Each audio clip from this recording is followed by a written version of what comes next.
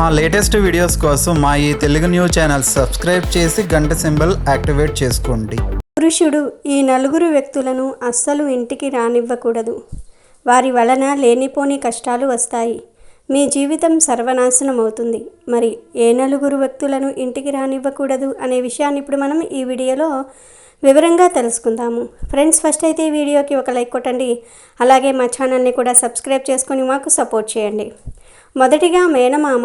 మేనమామ అంటే మన అమ్మ యొక్క తమ్ముడు లేదా అన్నయ్య. మేనమామ మన చెడును ఎందుకు కోరుకుంటారో తెలుసా? మనం మంచిగా బ్రతికి వాళ్లకు ఏదైనా సహాయం చేస్తే మనం మంచివాళ్ళం, లేదంటే చెడ్డవాళ్ళం. మనం ఎదిగితే ఓర్వలేని వాళ్ళు ఎవరైనా ఉన్నారంటే అది మన కడుపులో పుట్టిన వారు మాత్రమే. మిగతా వారు ఏమి పెడతాడా అని ఎదురు చూసేవాళ్ళు ఉంటారు. కాబట్టి మీ మేనమామ మంచివాడైతే అతన్ని మీ ఇంటి లోపలికి పిలిచి అతిథి మర్యాదలు చేయండి. అలా కాకుండా మీ మేనమామ ఎప్పుడు చూసినా తాగుతూ ఏ పని చేయకుండా ఇతరులకు చెడు చేసేవాడు అయితే ఆయనను వీలైనంత దూరంగా పెట్టండి. అలాంటి వాళ్ళ వల్ల మనకు నష్టమే కానీ లాభం ఏమీ ఉండదు. ఇక రెండవ వ్యక్తి ఎవరంటే మనని మోసం చేసిన వ్యక్తి. మనని మోసం చేసిన వ్యక్తిని ఎప్పుడూ కూడా అస్సలు ఇంటికి రానివ్వకూడదు. జీవితంలో మనల్ని ఎవరో ఒకరు మోసం చేసి ఉంటారు. అలాంటి వారిని మన ఇంటికి ఎప్పటికీ రానివ్వకూడదు. ఎందుకంటే వాళ్లకు మన ఎదుగుదల అస్సలు నచ్చదు. వీడు ఎప్పుడు నాశనం అవుతాడో చూద్దాం అని ఎదురు చూస్తూ ఉంటారు. వీడిని ఎప్పుడు ఎలా మోసం చేయాలా అని అనుకుంటూ ఉంటారు. ఇలాంటి వాళ్ళు ఒకవేళ మంచిగా మారినా సరే వాళ్ళను నమ్మరాదు. ఎందుకంటే వారు ఎప్పుడు వెన్నుపోటు పొడుస్తారో తెలియదు. వీళ్ళు మన ముందు అమాయకులుగా నటిస్తారు, కానీ మన వెనుక వీరి ఆలోచన వేరే విధంగా ఉంటుంది. కాబట్టి ఇలాంటి వ్యక్తులను ఎప్పటికీ మీ ఇంటికి రానివ్వకండి. ఇలాంటి వారితో స్నేహం కూడా చేయవద్దు. అసలు ఇలాంటి వారితో మాట్లాడడం కూడా మంచిది కాదు. ఇక మూడవ వ్యక్తి మాంత్రికుడు. ఇంటికి ఎప్పుడైనా మాంత్రికుడు వస్తే వారిని ఇంటి బయట ఉంచి వారికి ఏమైనా భిక్షం పెట్టండి. అంతేగాని ఇంటి లోపలకు పిలిచి అతిథి మర్యాదలు అస్సలు చేయకండి. ఎందుకంటే ఒకవేళ అతను మన మీద ఏదో ప్రయోగం చేశాడంటే మన జీవితంలో అస్సలు ముందుకు వెళ్ళలేము. కాబట్టి మాంత్రికులను, క్షుద్ర పూజలు చేసే వారిని మన ఇంటికి ఎప్పటికీ పిలవరాదు. అటువంటి వారితో అస్సలు ఎలాంటి పరిచయాలు పెట్టుకోకూడదు. ఇక నాలుగవ వ్యక్తి ఎవరంటే భార్య, బంధువులు. కొంతమంది స్త్రీ యొక్క బంధువులు పెళ్లి తర్వాత చాలా రోజులు స్త్రీ వద్ద ఉండి లేనిపోనివి చెప్తూ ఉంటారు. ఇలాంటి వారు చాలా ప్రమాదకరం. అందుకే భార్య బంధువులను ఎక్కువగా ఇంటికి రానివ్వకూడదు. వచ్చినా సరే వారిని ఒంటరిగా ఉన్న మీ భార్య దగ్గర వదలకండి. మీరు కూడా అక్కడే ఉండండి. అప్పుడు వారు మీ గురించి చెడ్డగా మాట్లాడలేరు. భార్య బంధువులను ఇంటిలో ఎక్కువ రోజులు ఉంచుకోకుండా వెంటనే పంపిస్తేనే మంచిది. గొప్ప దైత్యవేత్తగా, రాజనీతి కోవిదుడుగా, ఆర్థికవేత్తగా మన్ననలు అందుకున్న చాణక్యుడు వైవాహిక జీవితం, లైంగిక సంబంధాల గురించి కూడా ఎన్నో ఆసక్తికర విషయాలు చెప్పాడు. చాణక్యుడు చతుర్విధ పురుషార్థాలలో రెండవది అయిన అర్ధ పురుషార్థం గురించి అర్థశాస్త్రాన్ని రచించాడు. చాణక్యుడు రాజనీతి శాస్త్రంతో పాటు ఆర్థిక శాస్త్రము, భౌతిక శాస్త్రం మరియు మనస్తత్వ శాస్త్రంలో కూడా నిపుణత కనపరిచాడు. చాణక్యుడు తక్షశిల విశ్వవిద్యాలయంలో బోధించేవాడు. సంస్కృతంలో చాణక్యుడు చాణక్య నీతి దర్పణము అనే పుస్తకాన్ని రాశారు. మానవాళికి ఉపయోగపడే మరెన్నో రచనలు, సూక్తులు, నీతి కథలు కూడా రాశాడు. ఇవన్నీ జీవితంలో ముందుకెళ్లాల్సిన తరుణంలో తెలుసుకోవాల్సిన జాగ్రత్తలు, ఇతరుల పట్ల వ్యవహరించాల్సిన తీరు, సమాజంలో మన నడక వంటి అనేక అంశాలలో చాణక్యుడు మనకు అనేక నీతి బోధలు చేశాడు. అవన్నీ మన ప్రగతికి ఆయా సందర్భాల్లో ఉపయోగపడతాయి. అయితే చాణక్యుడు అవే కాదు, స్త్రీల గురించి కూడా పలు విషయాలు మనకు తెలియజేశాడు. స్త్రీ పెద్దయ్యాక ఆమె తన భర్తకు తనను తాను అంకితం చేసుకోవటం ప్రారంభిస్తుంది. ఇత్తడి పాత్రలను బూడిదతో, రాగి పాత్రలను ఆమ్ల పదార్థాలతో ఎలా శుభ్రం చేయవచ్చో అలాగే ఋతుక్రమం అనేది స్త్రీలను శుభ్రం చేస్తుంది. ఒక రాజు శక్తి బలమైన కోటలలో ఉంటుంది మరియు అతని ఆధ్యాత్మిక బలం బ్రాహ్మణ చేతిలో ఉంటుంది. అదేవిధంగా స్త్రీ బలం ఆమె యవ్వనంలో మరియు అందమైన మాటలలో ఉంటుంది. స్త్రీ మనసును అస్సలు అర్థం చేసుకోలేమట. అలాగే చాణక్యుడు ఇలాంటి స్త్రీలను అస్సలు పెళ్లి చేసుకోకూడదు, ఇలాంటి స్త్రీలతో ఎటువంటి సంబంధాలు పెట్టుకోకూడదని చెప్పాడు. అసలు ఇలాంటి ఆడవాళ్ల దరిదాపుల్లోనికి కూడా వెళ్ళకూడదు. ఇలాంటి స్త్రీలతో ఎలాంటి సంబంధాలు పెట్టుకున్నా, పెళ్లి చేసుకున్నా జీవితాంతం నరకం అనుభవించవలసి వస్తుందని చాణక్యుడు చెప్పాడు. మరి ఎలాంటి స్త్రీలతో అస్సలు సంబంధాలు పెట్టుకోకూడదు, వివాహం చేసుకోకూడదు అనే విషయాన్ని ఇప్పుడు మనం ఈ వీడియోలో వివరంగా తెలుసుకుందాం. ఫ్రెండ్స్, ఫస్ట్ అయితే ఈ వీడియోకి ఒక లైక్ కొట్టి మా ఛానల్ని సబ్స్క్రైబ్ చేసుకోండి. భారతదేశ పురాతన ఆర్థికవేత్త, తత్వవేత్త అయిన చాణక్యుడు అప్పట్లోనే మనకు ఎన్నో విలువైన సూత్రాలను, నియమాలను తన రచనల ద్వారా తెలియజేశాడు. అతని సూత్రాలను, చిట్కాలను ఇప్పటికీ మనకు తెలియకుండానే వాడుతూ ఉన్నాం. అయితే ఈ విషయం చాలామందికి తెలియదు. చాణక్యుడు వివాహానికి సంబంధించి అనేక సూచనలు చేశాడు.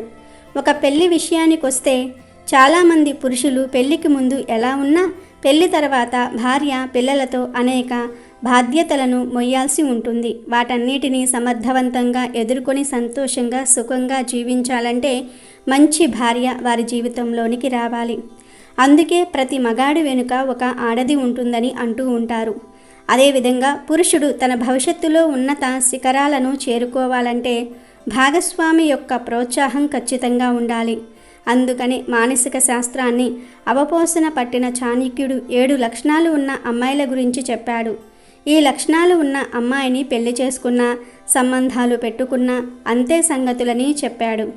అమ్మాయిల స్వభావం గురించి చాణక్యుని నీతిలో 2వ అధ్యాయంలో వివరించారు. అబద్ధం అనే ఆలోచన లేకుండా ధైర్యము, వంచన, తెలివి తక్కువ పనులు, దురాశ మరియు క్రూరత్వము ఒక అమ్మాయి స్వభావానికి ఇవే ఆధారమన్నారు చాణక్యుడు. వివాహం అనే ఘట్టం ప్రతి ఒక్కరికి వారి జీవితంలో చాలా ముఖ్యమైనది. ప్రతి ఒక్కరూ తాము విజయవంతమైన వివాహం చేసుకోవాలని కోరుకుంటూ ఉంటారు. దీంతోనే వారికి శాంతి మరియు ఆనందము లభిస్తుంది. అందుకు సంబంధించిన కొన్ని వాస్తవాలను మనకు అందించాడు చాణక్యుడు. వాటిల్లో మొదటిది, ఈ ప్రపంచంలో చాలామంది పురుషులు అందమైన అమ్మాయినే వివాహం చేసుకోవాలని అనుకుంటూ ఉంటారు.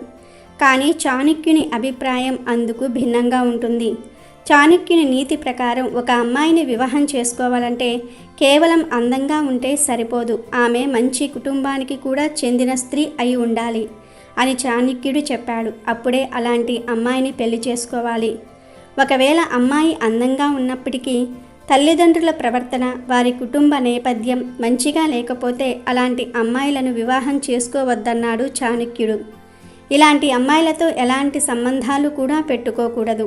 ఒక వ్యక్తి తన సామాజిక స్థితి కంటే సమానంగా లేదా అంతకంటే ఎక్కువగా ఉంటే కుటుంబంతోనే వైవాహిక సంబంధం కలిగి ఉండాలి.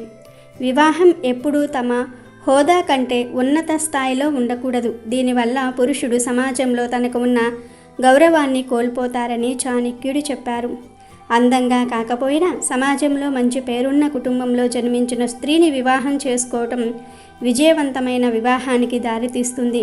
తద్వారా 2 కుటుంబాలు ఆరోగ్యంగా ఉంటాయని చాణక్యుడి సలహా ఇస్తున్నారు. మీ వివాహం విజయవంతం కావాలంటే అమ్మాయిలైనా అబ్బాయిలైనా ఇద్దరూ ఒకే రకంగా ప్రేమించేందుకు ప్రయత్నించాలి.